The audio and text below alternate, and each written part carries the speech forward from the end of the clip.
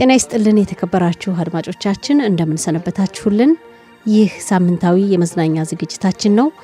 እንደተለመደው አዝናኝና ቁም ነገር አዘል ሐሳቦችን እናነሳለን። አብራችሁን ቆዩ። ወርቅነሽ እሸቴ ነኝ።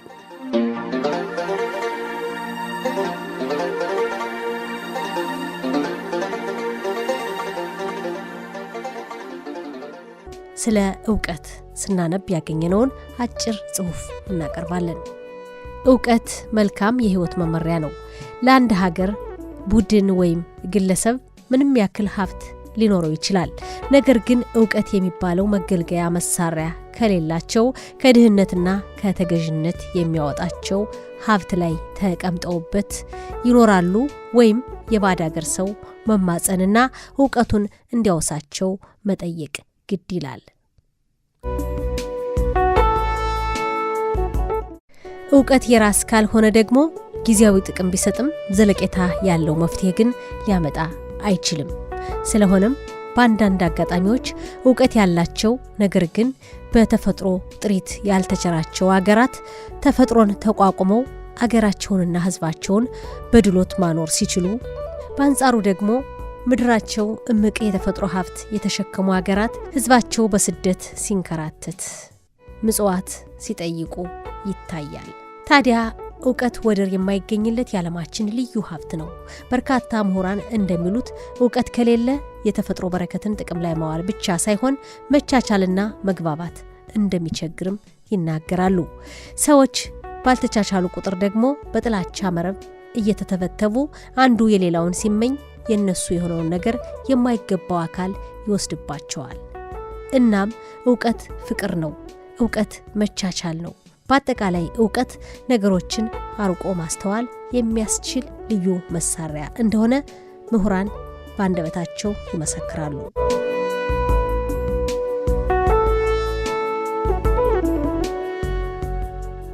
እስኪ ስለ ዕውቀት የተለያዩ ታዋቂ ሰዎች የተናገሯቸውን አባባሎች እናቀርብላችሁ። ዕውቀት ፍቅር፣ ብርሃንና ራዕይ ነው። ሄለን ከለር። ዕውቀትን የመሰለ ሀብት የለም፣ ድንቁርናን የመሰለ ድህነት የለም። ቡድሃ። ማንንም ምንም ነገር ማስተማር አልችልም፣ እኔ እንዲያስቡ ብቻ ነው ማድረግ የምችለው። ሶቅራጥስ። ዕውቀት መጀመሪያ አለው፣ መጨረሻ ግን የለውም። ኤስሊንገር።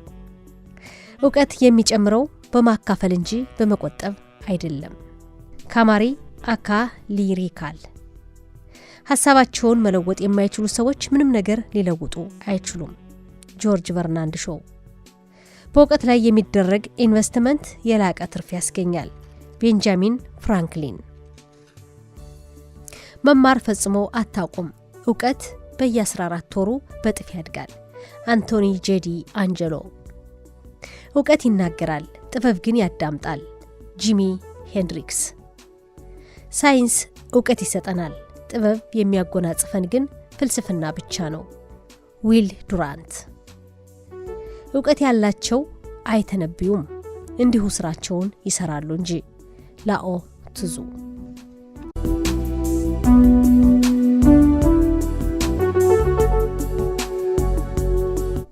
እስራኤላውያን ለዓለም ካበረከቷቸው ዘመናዊ የቴክኖሎጂ ውጤቶች መካከል አንዱን በመምረጥ አጭር መረጃ እናቀርብላችኋለን።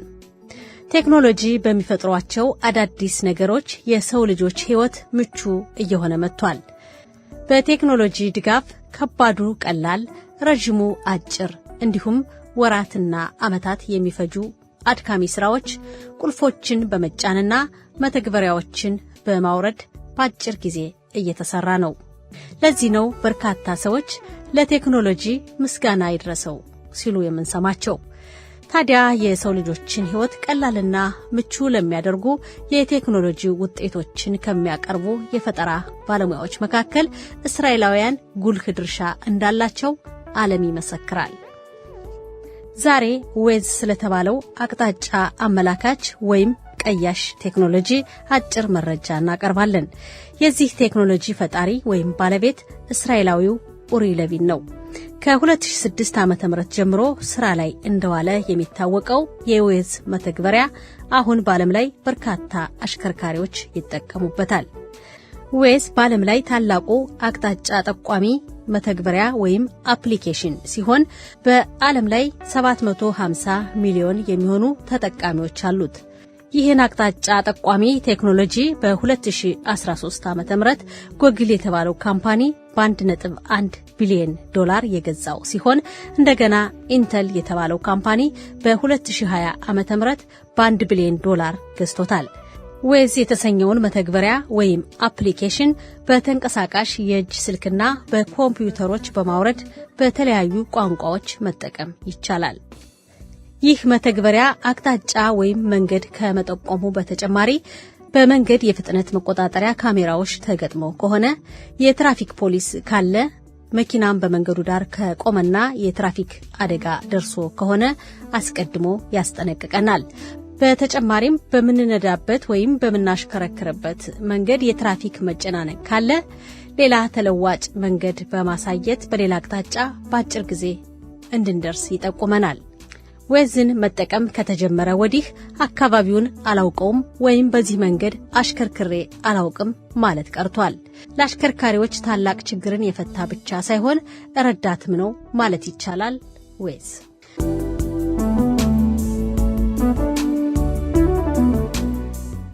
አንዳንድ ነገሮችን በመፍጠር ዓለምን በመለወጥ ህልሜን እውን አደርጋለሁ የሚለው ኡሪ ሌቪን አዳዲስ ነገሮችን የምሰራበት ዋናው ዓላማ በዓለም ላይ የሰው ልጆችን ችግር ለማቃለል ሰዎች ጊዜና ገንዘባቸው እንዲቆጠብና በትክክል ከማይሰሩ ለንግድ ብቻ የሚቀርቡ አጠቃቀሞችን ለማስወገድ በአጠቃላይ የሰው ልጅ ህይወቱ ከፍ ባለ ደረጃ በጥራት እንዲጓዝ እንደሆነ ይገልጻል።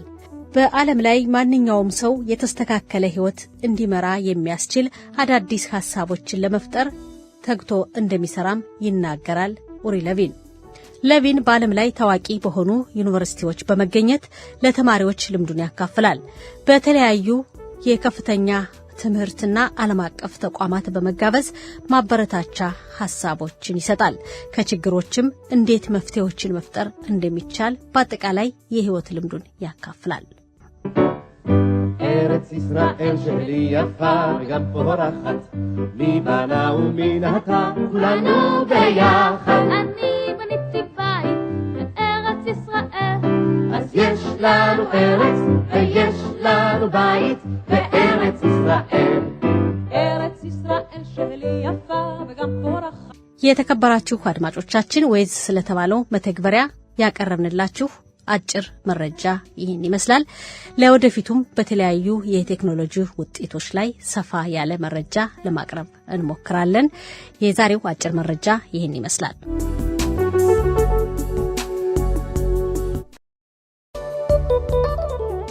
ደስተኛ ህይወትን ለመከተል የሚያደናቅፉን እንቅፋቶች ለማስወገድ በሚረዱ ሐሳቦች ዙሪያ ያዘጋጀነውን ጽሑፍ እናቀርባለን። የሰው ልጅ በተለያዩ የህይወት ገጠመኞች ውስጥ በርካታ ነገሮችን አግበስብሶ ለመያዝና ከሰው የበለጠ አውቃለሁ በማለት በሚያደርገው ሙከራ ነገሮች እርስ በርሳቸው ይወሳሰቡና ህይወቱ ደስታና ስኬት የራቀው ሲሆን ይስተዋላል። ለበጎ ያለው ውጤቱ መጥፎ ሆኖ ህይወቱ ደስታ የራቃት ከመሆኗም አልፎ ከቤተሰቦቹና ከቅርብ ወዳጆቹ ጋር በመራራቅ በዙሪያው ያሉ ውድ ነገሮችን በማጣት ላላሰበው ብቸኝነትና ድብርት ሊጋለጥ ይችላል። እስኪ የዚህ ችግር ሰለባ እንዳንሆን የሚያግዙ ሐሳቦችን ባጭሩ እንመልከት። ጽሑፉን ያገኘነው ዘሐበሻ ጋዜጣ ላይ ነው።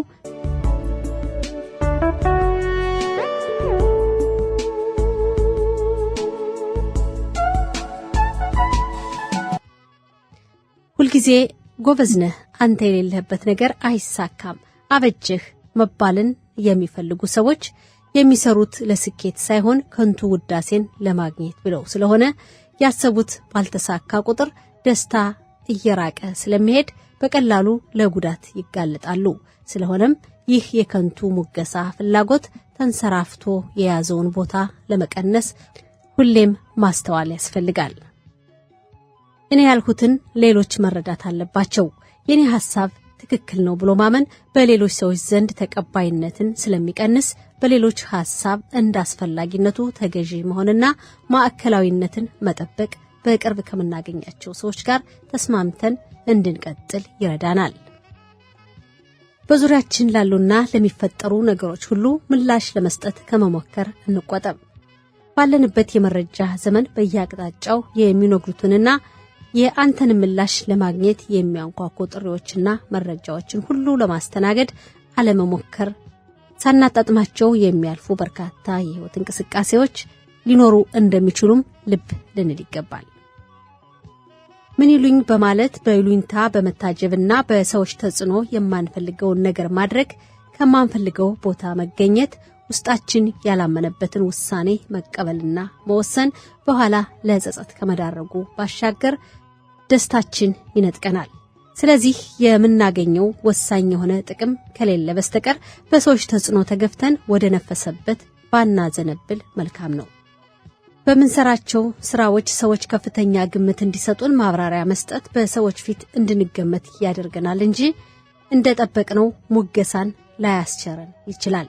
ስለዚህ ማንነታችን በራሱ በቂ እንደሆነ ደጋግመን ለራሳችን እናረጋግጥ።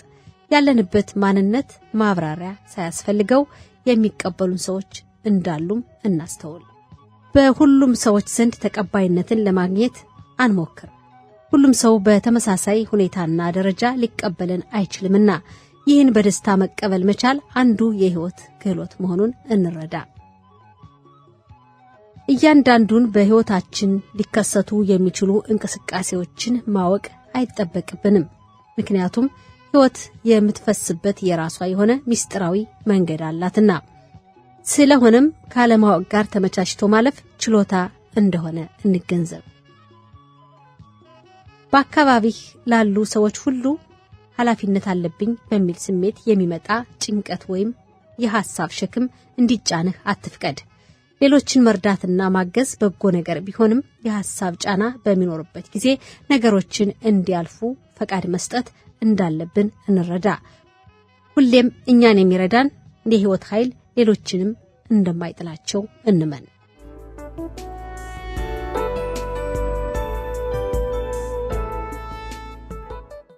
ውሸት ግጥሙን ያገኘነው ፌስቡክ ላይ ነው።